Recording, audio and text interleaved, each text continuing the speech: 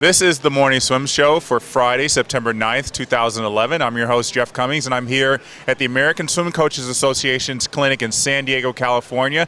And I'm joined here with Tim Murphy, who is the open water head coach for the United States Swimming. Tim, thanks for joining us. My pleasure. And congratulations on being named Olympic head coach. Well, thank you. It's certainly a true honor, and I'm pleased to know that I'm going to be able to be with my athletes, so as well as serve the other athletes around the team when we get to that point. So it's all good. Yeah, speaking of athletes, one swimmer's already been named to the team, Alex Meyer, who you personally coach. I do. And as we've noted before, and we've had him on the show, he was picked from his fourth place finish at the World Championships.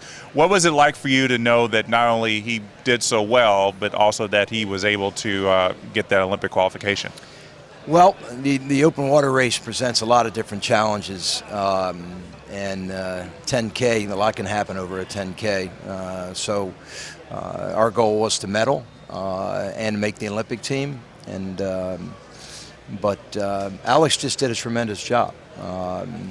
He swam extremely smart and extremely tough in some difficult conditions. So I was delighted with his fourth place finish. Obviously qualifying this early gives us a head start on being able to plan our year out and really know what we're doing all the way up through the games. So it was a good trip to China for Alex, and I was real pleased to be there with him. And we talked to him about the race and, asked him if everything went as planned, and he said basically in open water you plan for stuff and then you throw that out the window. When thinking back on the race, did you see anything that kind of really shook you and said, wow, I was not expecting that?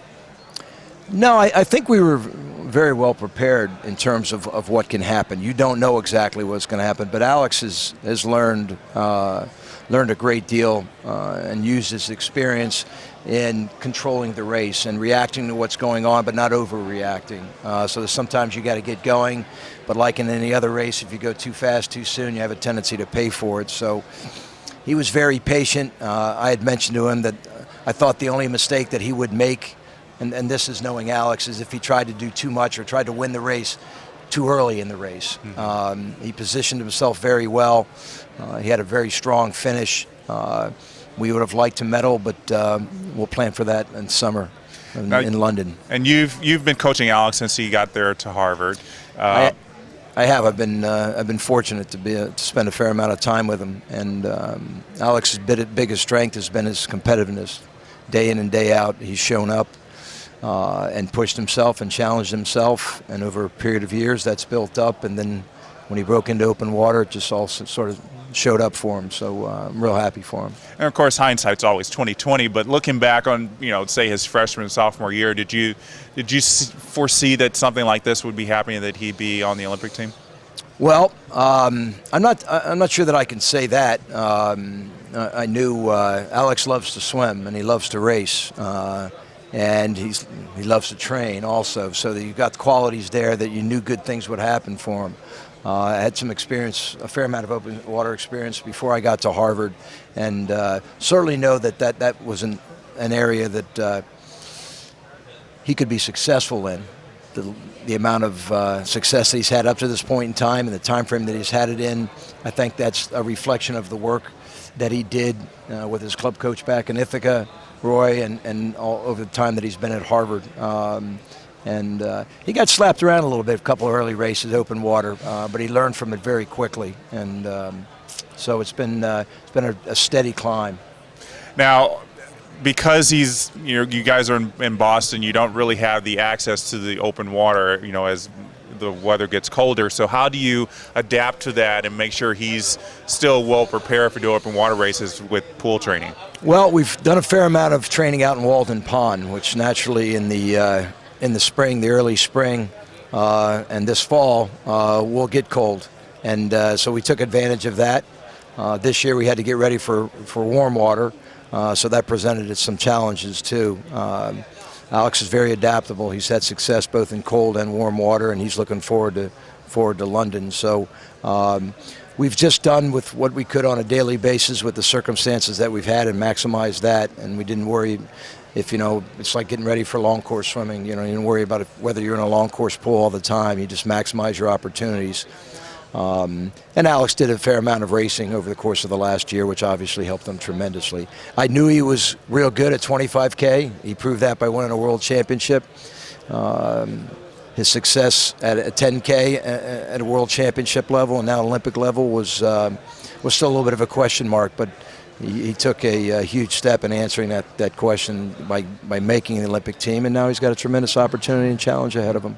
I hope I can contribute to the success both with the Olympics and moving forward of the growth of open water in this country. I think we have a huge upside that if we can continue to get athletes and coaches involved with it and racing a little bit more with it, that we'll have more and more success at the international, the Olympic, and the World Championship level, and that's very exciting. So I'm honored to be in the position that I am at this point in time, and I hope I can continue to add to that growth.